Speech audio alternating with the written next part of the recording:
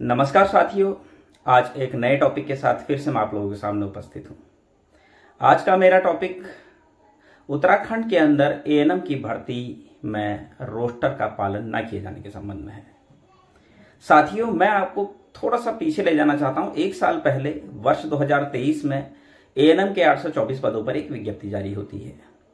उस विज्ञप्ति में SC, ST, OBC और एसटी नहीं, SC, OBC और EWS के पदों को कम कर दिया जाता है। और एक दो पद कम नहीं किए जाते हैं, बहुत बड़ी संख्या में पदों को कम कर दिया जाता है। रोस्टर का पालन नहीं किया जाता है। इस मामले को मैंने पिछले साल उठाया भी था कि एएनएम के 824 पदों पर जो विज्ञप्ति आई है उसमें रोस्टर का पालन नहीं किया गया है। और इस मामले को बहुत गहराई से इस पर काम किया गया। मैंने RTI भी लगाई और अनुसूचित जाति आयोग में भी इस मामले में बात की। तो साथियों, जब हमने बात की तो हमें पता चला कि विभागीय रोस्टर के हिसाब से जो है ये विज्ञप्ति आई है। चलिए, उस समय हम ज़्यादा कुछ नहीं बोल सकते थे, लेकिन मैंने उसमें एक चीज़ बहुत बारीकी से देखी थी। SC के 824 पदों के सापेक्ष 19% अगर निकाले तो 157 पोस्टें होनी चाहिए थी, लेकिन 133 पोस्टें उसमें दी गई थी, लगभग 24 पोस्टें कम। और जब RTI लगाई कि पोस्टें रोस्टर का पालन नहीं किया गया तो विभागीय रोस्टर का हवाला दिया गया कि विभागीय रोस्टर के हिसाब से विज्ञप्ति आई है। चलिए, सही है, इसमें हम कुछ कह भी नहीं सकते थे। विभागीय रोस्टर का हवाला दे दिया गया था और हमें कहीं ना कहीं चुप रहना पड़ा। जब रिजल्ट आया तो 135 पदों पर रिजल्ट आया। 133 के बजाय 135 पदों पर 2 पद बढ़ गए। अब ये 2 पद बढ़े कैसे? साथियों, थोड़ा सा और डीप स्टडी करें। किसी ने किया नहीं होगा, किसी एएनएम ने भी नहीं देखा होगा। थोड़ा सा और डीप स्टडी करें तो देखते हैं 135 पदों में से 8 बच्चों ने जनरल सीट काटी थी, सामान्य वर्ग की सीट काटी थी, क्योंकि इसमें भी सिलेक्शन, मोड ऑफ सिलेक्शन क्या था? Year wise. तो 8 लोगों ने जब जनरल सीट काटी थी तो 133 प्लस 8 141 सीटें भरी जानी थी, जबकि 135 सीटें भरी गई थी, 6 सीटें कम। लेकिन इस मामले को किसी ने भी नहीं उठाया। चलिए, कोई बात नहीं, इसको भी छोड़ देते हैं।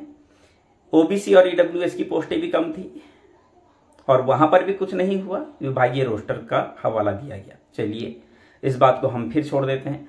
अब आ जाते हैं वर्ष 2024 में एएनएम के 391 पदों पर फिर से विज्ञप्ति आती है, 391 पदों पर। जब 391 पदों पर विज्ञप्ति आती है तो उसमें से 391 पदों में से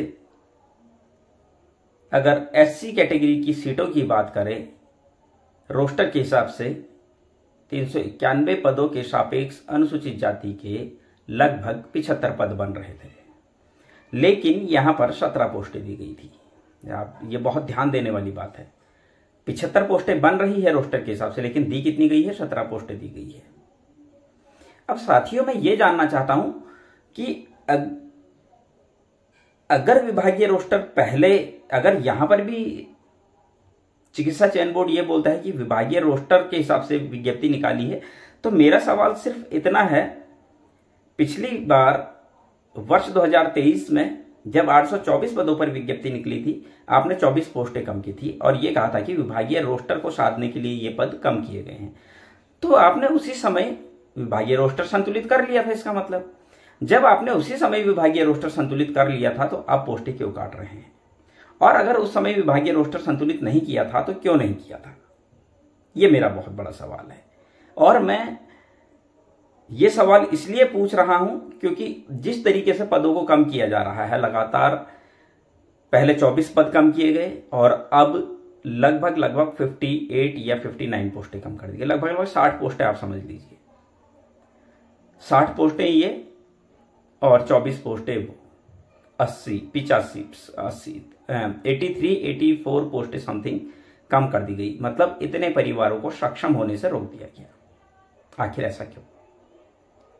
उस समय कुछ लोग कोर्ट गए थे और अभी भी वो मामला कोर्ट में चल रहा है। 824 पदों पर अनुसूचित जाति कि पोस्टों को कम करने वाला मामला अभी भी आरसी टांटा जी उस केस को हैंडल कर रहे हैं। इसी तरीके से अब जब पोस्टें कम की गई तो कुछ एएनएम सक्रिय होना चाह रही थी, लेकिन मुझे लगता नहीं कि कोई भी एएनएम सक्रिय हो रही है। सभी लोग चैन की नींद सो रहे हैं, सभी लोगों का भविष्य बहुत बुरी तरीके से खतरे में है, लेकिन किसी को कोई परवाह नहीं।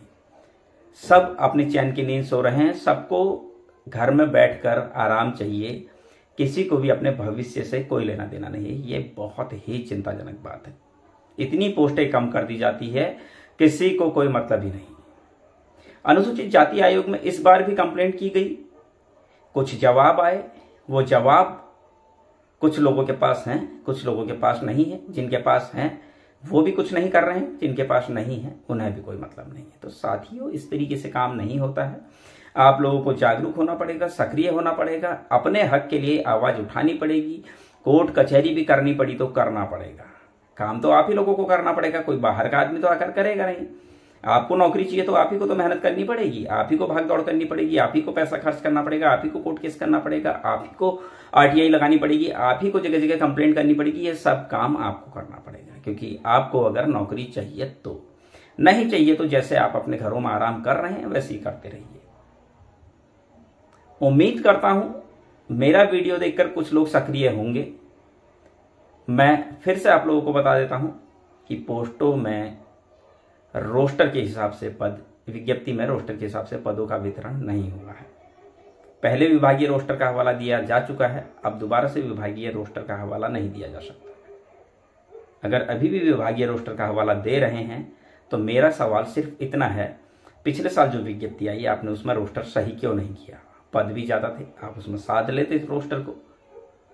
हर बार अगर आप रोस्टर का हवाला देकर पोस्टें कम करते रहेंगे तो इस तरीके से तो फिर बहुत गलत हो जाएगा।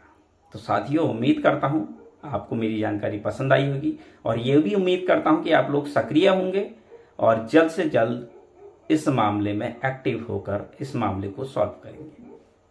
धन्यवाद।